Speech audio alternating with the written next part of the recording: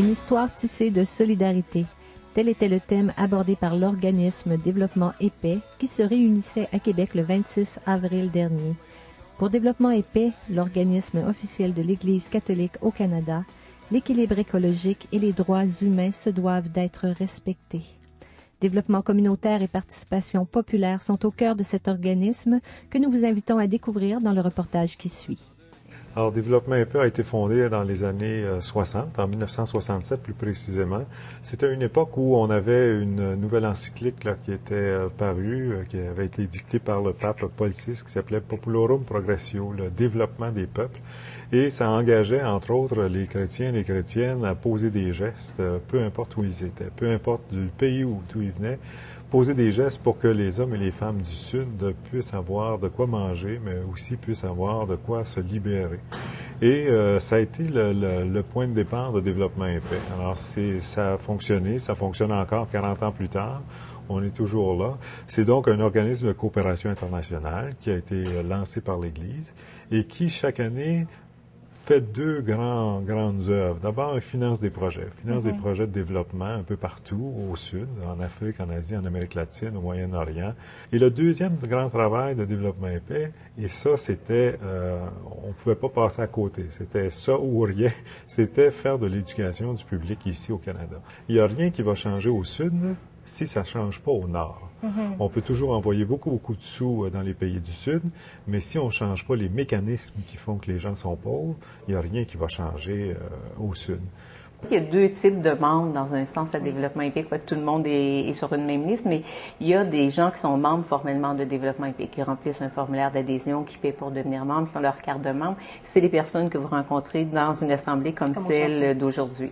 Mais il y a aussi des gens qui sont, et là on dit plus des bénévoles, qui sont pas nécessairement membres de Développement et Paix parce qu'ils n'ont pas le temps pour toutes sortes de raisons, mais qui vont donner un coup de main à organiser des activités, qui vont être en lien avec les membres, justement, qui vont être en réseau avec eux et qui vont les aider à organiser toutes sortes d'activités dans le cadre des campagnes de Développement et Paix. Donc, on assure toujours à chaque automne d'avoir des formations pour éduquer, d'abord pour informer les membres, pour éduquer les membres, pour former les membres, pour qu'eux-mêmes soient capables après ça d'aller soit faire de la formation auprès de d'autres membres ou d'aller présenter cette campagne-là, soit dans le réseau paroissial, soit dans des organismes communautaires. Donc, comment tu traduirais l'implication des jeunes au sein de Développement et Paix, toi?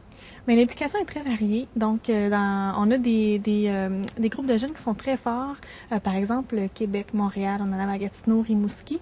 Ça se traduit de plusieurs façons. Donc, il y a deux campagnes principales menées par Développement et Paix, une campagne d'éducation et une campagne de financement.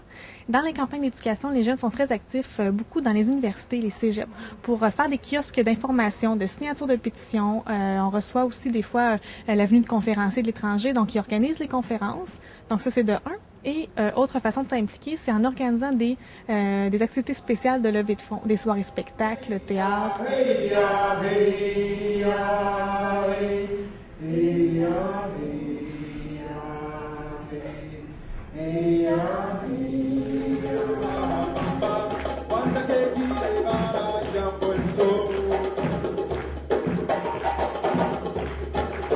Et comme croyant, je pense que Développement et Paix est un organisme extraordinaire qui travaille à transformer le monde à partir de l'animation qu'il fait ici, puis à partir des services, puis de l'entraide et puis du soutien qu'il apporte aux pays du Sud.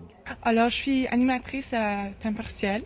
Je travaille avec les trois conseils diocésains à Winnipeg, alors c'est-à-dire le conseil diocésain de Winnipeg, les deux conseils à Saint-Boniface, le groupe anglophone et le groupe francophone, et aussi un peu avec les gens du Nord. Le conseil diocésain de Saint-Boniface de fait, représente un conseil qui est bilingue et puis on est heureux, on est très content de se faire inviter ici au Québec pour travailler, connaître ce qui se passe dans les milieux francophones de Développement et Paix, parce qu'on se sent parfois isolé au Manitoba étant un groupe minoritaire linguistique.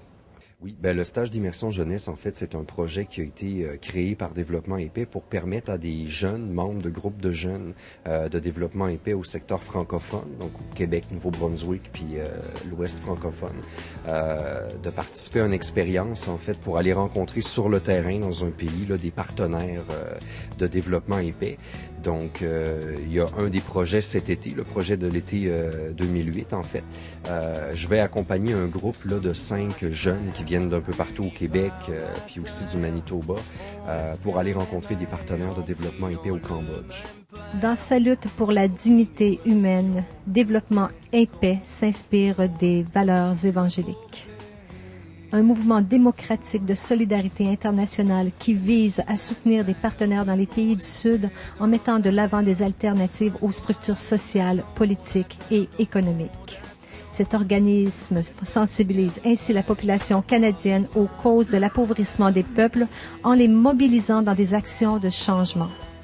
C'était Marie-Josée Lavoie pour l'Église catholique de Québec, au campus Notre-Dame-des-Fonts.